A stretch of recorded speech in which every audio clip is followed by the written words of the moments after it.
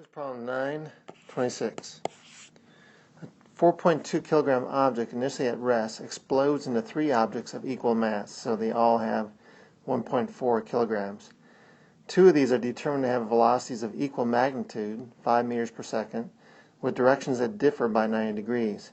How much kinetic energy was released in the explosion? Well, it's a conservation of momentum problem, and so we're going to deal with this original 4.2 kilogram object. Let's think of it as being the three masses to begin with. And our initial situation is that they're at rest. So this is the way things look like initially. Then they explode. Now two of them are going to have the same velocity, and they're going to differ by 90 degrees. So it really is going to be easier for us if we can think of that angle as being bisected. So let's have an x direction like this and a y direction here. And if I have mass 1 going off at a 45-degree angle like this, with a V1 final of 5 meters per second, and then if I have mass 2 going off at a 45-degree angle this way, with a V2 final of 5 meters per second,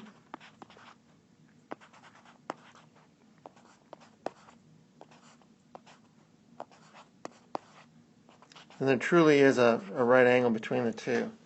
And by bisecting that angle, 45 on either side, I ensure that there is no net y momentum between these two particles. They have equal and opposite y momentum, giving us a net momentum between the two of them of 0. And that would ensure that our third mass is strictly going in the negative x direction. It has no y momentum. It would have to be that way. So V3 final is going in the negative x direction like this, and that is mass 3. So this is the way things look like in our final situation. Alright, so setting up just the x direction, we're looking in the x direction only, we would have our initial momentum of 0 is equal to mass 1 V1 final in the x direction plus mass 2 V2 final in the x direction plus mass 3 V3 final in the x direction. So in other words, mass 3 V3 final in the x direction is equal to a negative mass 1 V1 final in the x direction minus mass 2 V2 final in the x direction.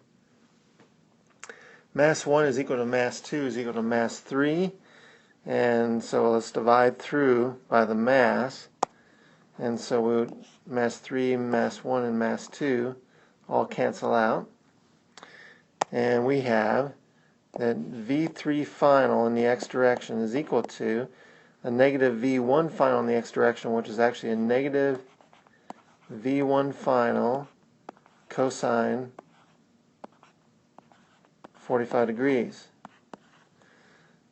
minus V2 final cosine 45 degrees.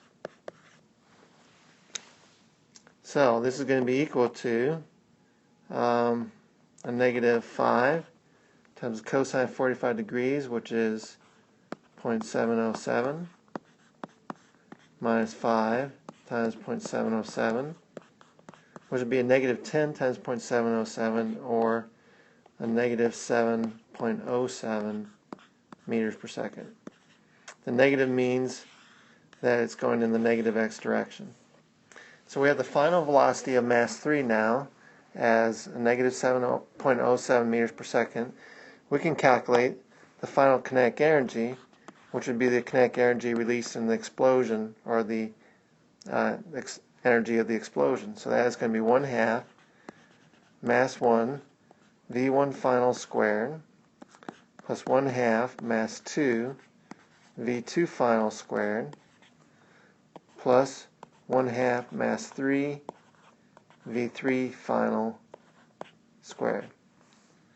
So this is going to be 1/2 times 5, I'm sorry, times 1.4 times 5 squared, plus 1/2 times 1.4 times 5 squared, plus 1/2 times 1.4 times 7.07 squared.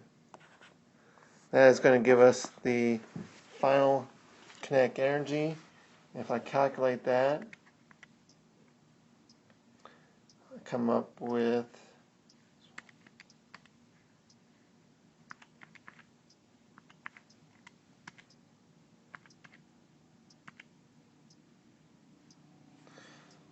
70 joules. So the kinetic energy released in this explosion is 70 joules, and that's our answer. That's how much kinetic energy was released in the explosion, 70 joules.